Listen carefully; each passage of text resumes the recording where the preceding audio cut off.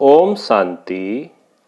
आज 14 अप्रैल 2021 की मुरली में बाबा ने कहा, मीठे बच्चे, अंतर्मुखी बन ज्ञान रूप अवस्था में रहकर इन महावाक्यों को धारण करो, तब अपना व अन्य आत्माओं का कल्याण कर सकेंगे। अपने मन व दिल रूपी मंदिर को ईश्वरीय गुणों रूपी मूर्तियों से सजाओ और पवित्र संकल्पों की खुशबू फैलाओ। प्रश्न: सर्वोत्तम सच्ची सर्विस कौन सी है? यथार्थ सर्विस का सूक्ष्म और महीन राज क्या है? उत्तर: जब किसी से कोई भूल होती है तो उसे सावधान करने के साथ सूक्ष्म रीति से अपनी योग शक्ति उन तक पहुंचाकर उनके अशुद्ध संकल्पों को भस्म करना, यही सर्वोत्तम सच्ची सर्विस है। साथ साथ अपने ऊपर भी अटेंशन देना, मनसा में भी कोई अशुद्ध संकल्प उत्पन्न न हो, इसमें खुद भी सावधान रहना और दूसरों प्रति ऐसी दिव्य सर्विस करना, यही सर्विस का सूक्ष्म और महीन राज है। अब सुनते हैं मुरली विस्तार से। ओम शांति। हर एक पुरुषार्थी बच्चे को पहले अंतर्मुख अवस्था अवश्य धारण करनी है। अंतर्मुखता में बड़ा ही कल्याण समाया हुआ है। इस अवस्था से ही अचल, स्थिर, धैर्यवत, निर्माणचित इत्यादि देवी गुणों की धारणा हो सकती है तथा संपूर्ण ज्ञानमय अवस्था प्राप्त हो सकती है। अंतर्मुख न होने के कारण वह संपूर्ण ज्ञान रूप अवस्था नहीं प्राप्त होती, क्योंकि जो भी कुछ महावाक्य सम्मुख सुने जाते हैं, अगर उसे गहराई में जाकर ग्रहण नहीं करते, सिर्फ उन महावाक्यों को सुनकर रिपीट कर देते हैं, तो वह महावाक्य वाक्य हो जाते हैं। जो ज्ञान रूप अवस्था में रहकर महावाक्य नहीं सुने जाते, उन महावाक्यों पर माया का पर छाया पड़ जाता है। अब ऐसी माया के अशुद्ध वाइब्रेशन से भरे हुए महावाक्य सुनकर सिर्फ रिपीट करने से खुद सहित औरों का कल्याण होने के बदले अकल्याण हो जाता है। इसलिए हे बच्चों, एकदम अंतर्मुखी बन जाओ। आपका ये मन मंदिर सदृश्य है। आपका ये मन मंदिर सदृश्य है। जैसे मंदिर से सदैव खुशबू आती है, ऐसे मन मंदिर जब पवित्र बनता है तो संकल्प भी पवित्र इमर्ज होते हैं। जैसे मंदिर में सिर्फ पवित्र देवी देवताओं के ही चित्र रखे जाते हैं, न कि दैत्यों के, ऐसे तुम बच्चे अपने मन व दिल रूपी मंदिर को सर्व ईश्वरीय गुणों की मूर्तियों से सजा दो। वे गुण हैं निर्मोह, निर्लोभ, निर्भय, धैर्यवत, निरअहंकार इत्यादि, क्योंकि यह सब तुम्हारे ही दिव्य लक्षण हैं। आप बच्चों को अपने मन मंदिर को उजियारा अर्थात संपूर्ण शुद्ध बनाना है। जब मन मंदिर उजियारा बने, तब ही अपने उजियारे प्यारे वैकुंठ देश में चल सके। तो अब अपने मन को उज्जवल बनाने का प्रयत्न करना है तथा मन सहित विकारी कर्मेंद्रियों को वश करना है, परंतु न सिर्फ अपना मगर अन्य प्रति भी यही दिव्य सर्विस करनी है। वास्तव में सर्विस का अर्थ अति सूक्ष्म और महीन है। वास्तव में सर्विस का जो अर्थ है वो अति सूक्ष्म और महीन है। ऐसा नहीं कि किसकी भूल पर सिर्फ सावधान करना, इतने तक सर्विस है, परंतु नहीं, उनको सूक्ष्म रीति अपनी योग की शक्ति पहुंचाए, उनके अशुद्ध संकल्प को भस्म कर देना, यही सर्वोत्तम सच्ची सर्विस है। और साथ साथ अपने ऊपर भी अटेंशन रखना है। बाबा कहते हैं अपने ऊपर भी अटेंशन रखना है, न सिर्फ वाचा अथवा कर्मणा तक, मगर मनसा में भी कोई अशुद्ध संकल्प उत्पन्न होता है तो उनका वाइब्रेशन अन्य के पास जाए, सूक्ष्म रीति अकल्याण करता है, जिसका बोझ खुद पर आता है और वही बोझ बंधन बन जाता है। इसलिए हे बच्चों, खुद सावधान रहो, फिर अन्य प्रति वही दिव्य सर्विस करो। यही आप सेवाधारी बच्चों का अलौकिक कर्तव्य है। ऐसी सर्विस करने वालों को फिर अपने प्रति कोई भी सर्विस नहीं लेनी है। भले कभी कोई अनायास भूल हो भी जाए तो उसे अपने बुद्धि योग बल से सदैव के लिए करेक्ट कर देना है। ऐसा तीव्र पुरुषार्थी थोड़ा भी इशारा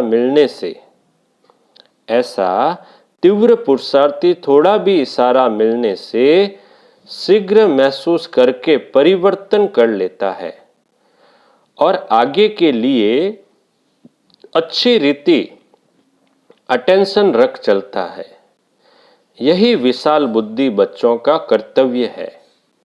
हे मेरे प्राणों, परमात्मा द्वारा रचे हुए इस अविनाशी राजस्व ज्ञान यज्ञ प्रति तन मन धन को संपूर्ण रीति से स्वा करने का राज बहुत महीन है। जिस घड़ी आप कहते हो कि मैं तन मन धन सहित यज्ञ में स्वा अर्थात अर्पण हो मर चुका, उस घड़ी से लेकर अपना कुछ भी नहीं रहता। उसमें भी पहले तन मन को संपूर्ण रीति से सर्विस में लगाना है।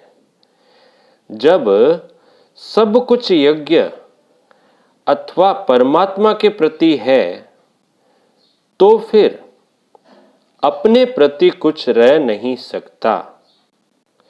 धन भी व्यर्थ नहीं गवा सकते, मन भी अशुद्ध संकल्प विकल्प तरफ दौड़ नहीं सकता, क्योंकि परमात्मा को अर्पण कर दिया। अब परमात्मा तो है ही शुद्ध शांत स्वरूप, इस कारण अशुद्ध संकल्प स्वतः शांत हो जाते हैं। अगर मन माया के हाथ में दे देते हो तो माया वैरायटी रूप होने के कारण अनेक प्रकारों के विकल्प उत्पन्न कर मन रूपी घोड़े पर आए सवारी करती है। अगर किसी बच्चे को अभी तक भी संकल्प विकल्प आते हैं तो समझना चाहिए कि अभी मन पूर्ण रीति से स्वा नहीं हुआ है, अर्थात ईश्वरीय मन नहीं बना है। इसलिए हे सर्वत्यागी बच्चों, इन गुह्य राजों को समझ कर्म करते साक्षी हो खुद को देख बहुत खबरदारी से चलना है।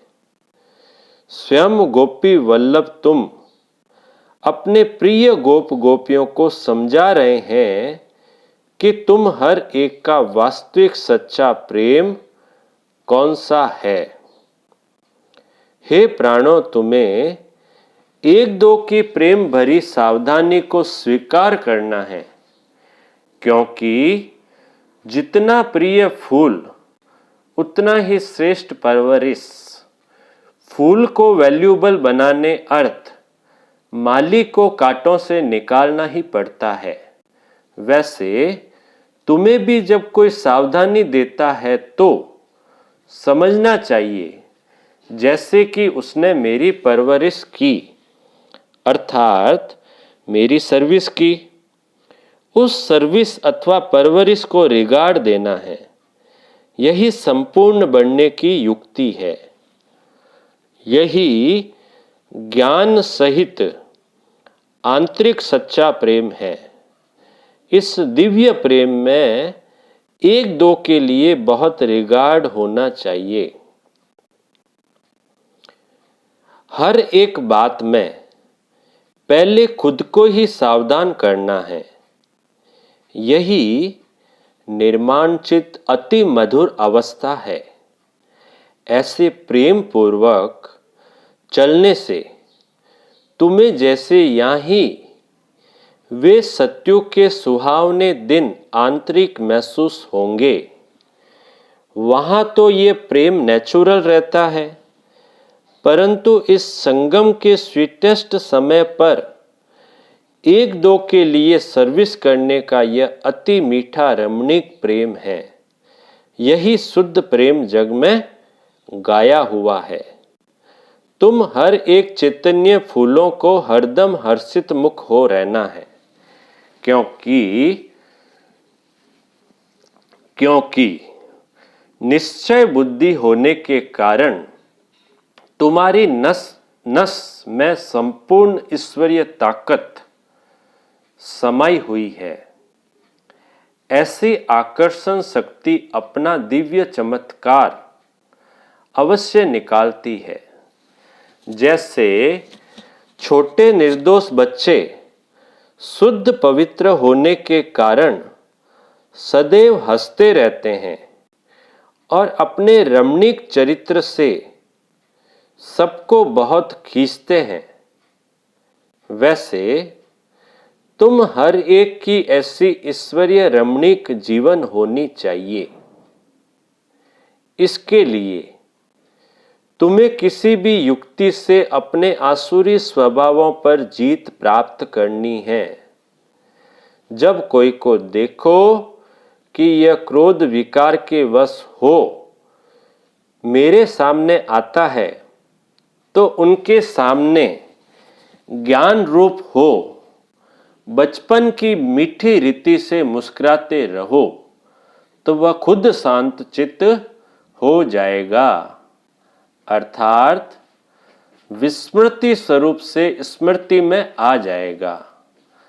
भल उनको पता भी न पड़े, लेकिन सूक्ष्म रीति से उनके ऊपर जीत पाकर मालिक बन जाना, यही मालिक और बालकपन की सर्वोच्च शिरोमणि विधि है।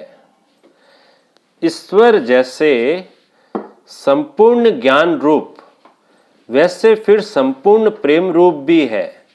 ईश्वर में दोनों ही क्वालिटी समाई हुई है, परंतु फर्स्ट ज्ञान, सेकंड प्रेम। अगर कोई पहले ज्ञान रूप बनने बिगर सिर्फ प्रेम रूप बन जाता है, तो वह प्रेम अशुद्ध खाते में ले जाता है।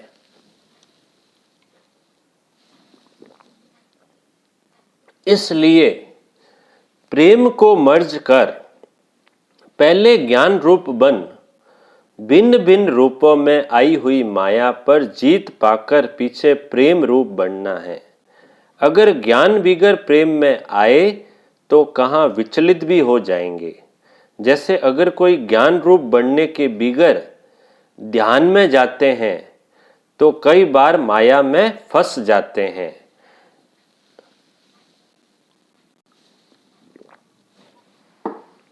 इसलिए बाबा कहते हैं, बच्चे, यह ध्यान भी एक सूत की जंजीर है, परंतु ज्ञान रूप बन पीछे ध्यान में जाने से अति मौज का अनुभव होता है। तो पहले है ज्ञान, पीछे है ध्यान। ध्यानिष्ठ अवस्था से ज्ञानिष्ठ अवस्था श्रेष्ठ है। इसलिए हे बच्चों, पहले ज्ञान रूप बन फिर प्रेम इमर्ज करना है। ज्ञान बिगर सिर्फ प्रेम इस पुरुषार्थी जीवन में विघ्न डालता है। साक्षीपन की अवस्था अति मीठी, रमणीक और सुंदर है। इस अवस्था पर ही आगे की जीवन का सारा मदार है। जैसे कोई के पास कोई शारीरिक भोगना आती है, शारीरिक भोगना आती है, उस समय अगर वह साक्षी सुख रूप अवस्था में उपस्थित हो, उसे भोगता है, तो पास्ट कर्मों को भोग चुकतू भी करता है और साथ साथ फ्यूचर के लिए सुख का हिसाब भी बनाता है। तो यह साक्षीपन की सुख रूप अवस्था पास्ट और फ्यूचर दोनों से कनेक्शन रखती है। तो इस राज को समझने से कोई भी ऐसे नहीं कहेगा कि मेरा यह सुहावना समय सिर्फ चुकतू करने में चला गया। नहीं, यही सुहावना पुरुषार्थ का समय है, जिस समय दोनों कार्य संपूर्ण रीति सिद्ध होते हैं। ऐसे दोनों कार्य को सिद्ध करने वाला तीव्र पुरुषार्थी ही अतीन्द्रिय सुख व आनंद के अनुभव में रहता है। इस वैरायटी विराट ड्रामा की हर एक बात में तुम बच्चों को संपूर्ण निश्चय होना चाहिए, क्योंकि यह बना बनाया ड्रामा बिल्कुल वफादार है। देखो, यह ड्रामा हर एक जीव प्राणी से उनका पाठ पूर्ण रीति से बजवाता है। भल कोई रॉन्ग है तो वह रॉन्ग पार्ट भी, बाबा कहते हैं, अगर कोई रॉन्ग है तो वह रॉन्ग पार्ट भी पूर्ण रीति से बजाता है। यह भी ड्रामा की नूंद है। जब रॉन्ग और राइट दोनों ही प्लेन में नूंदे हुए हैं, तो फिर कोई बात में संशय उठाना यह ज्ञान नहीं है, क्योंकि हर एक एक्टर अपना अपना पार्ट बजा रहा है। जैसे बायोस्कोप में अनेक भिन्न भिन्न नाम रूपधारी एक्टर्स अपनी अपनी एक्टिंग करते हैं, तो उनको देख किससे नफरत आवे और किससे हर्षित होवे, ऐसा नहीं होता है। पता है कि यह एक खेल है जिसमें हर एक को अपना अपना गुड व बैड पार्ट मिला हुआ है। वैसे ही इस अनादि बने हुए बायोस्कोप को भी साक्षी हो एक रस अवस्था से हर्षित मुख हो देखते रहना है। संगठन में यह पॉइंट बहुत अच्छी रीति धारण करनी है। एक दो को ईश्वरीय रूप से देखना है।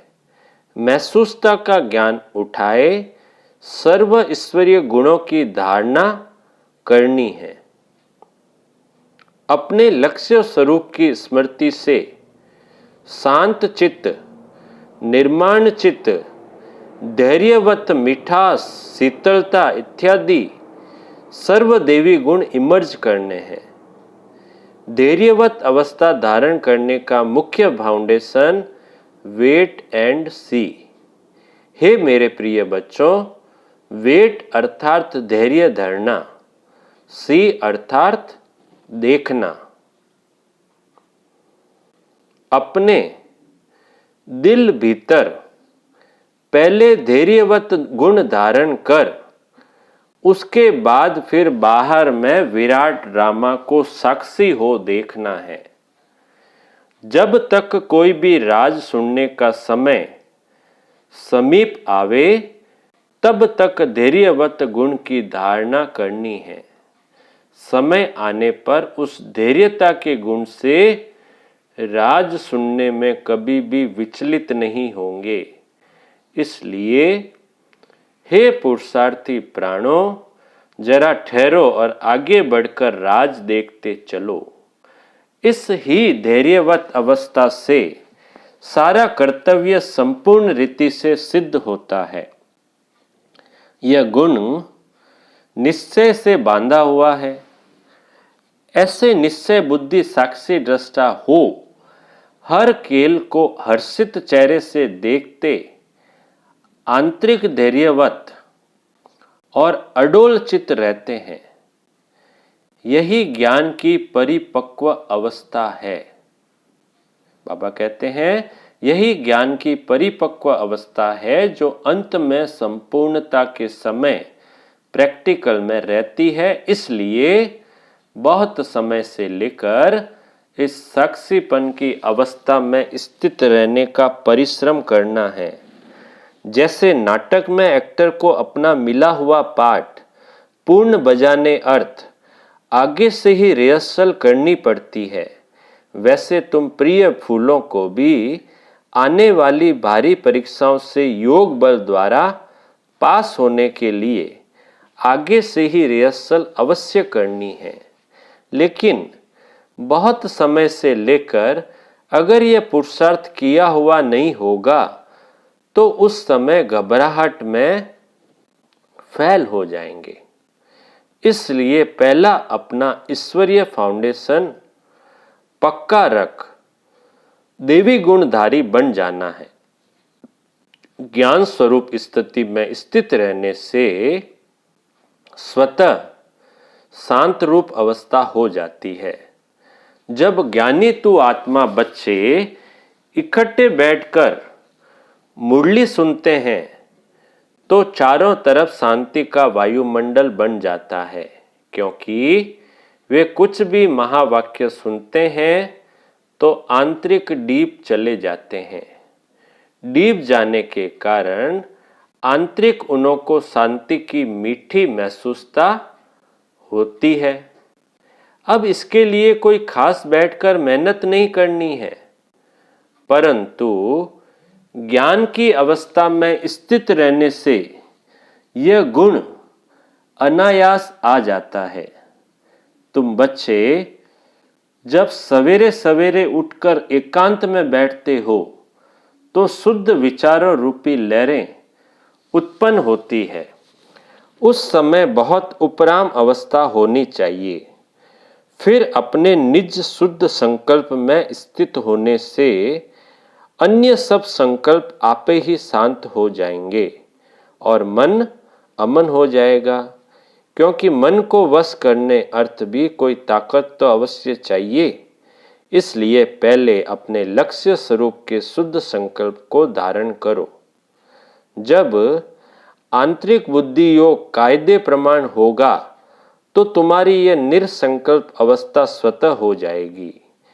अच्छा बाप दादा बोले, मीठे मीठे सिकिलदे ज्ञान गुलजारी, ज्ञान सितारों प्रति मात पिता बाप दादा का याद प्यार और गुड मॉर्निंग।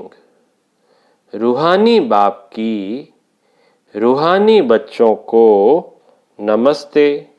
हम रूहानी बच्चों की रूहानी बाप दादा को याद प्यार, गुड मॉर्निंग और नमस्ते नमस्ते नमस्ते। सदा रहेंगे हंसते हंसते, बन जाएंगे फरिश्ते। वाह बाबा वाह, वाह मेरा भाग्य। पूरी मुरली में से धारणा के लिए मुख्य सार है। पहला पॉइंट, अपने लक्ष्य स्वरूप की स्मृति से शांत चित्त, निर्माण चित्त, धैर्यवत, मिठास, शीतलता आदि सर्व देवी गुण धारण करने हैं। दूसरा पॉइंट, निश्चय बुद्धि साक्षी दृष्टा हो इस खेल को हर्षित चेहरे से देखते आंतरिक धैर्यवत और अडोल चित्त रहना है। बहुत समय से लेकर इस साक्षीपन की अवस्था में स्थित रहने का परिश्रम करना है। मीठे बाबा का मीठा वरदान, स्नेह और शक्ति रूप के बैलेंस द्वारा सेवा करने वाले सफलता मूर्त भव। स्नेह और शक्ति रूप के बैलेंस द्वारा सेवा करने वाले सफलता मूर्त भव। विस्तार, जैसे एक आंख से बाप का स्नेह और दूसरी आंख से बाप द्वारा मिला हुआ कर्तव्य अर्थात सेवा सदा स्मृति में रहता है, ऐसे स्नेही मूर्त के साथ साथ अभी शक्ति रूप भी बनो।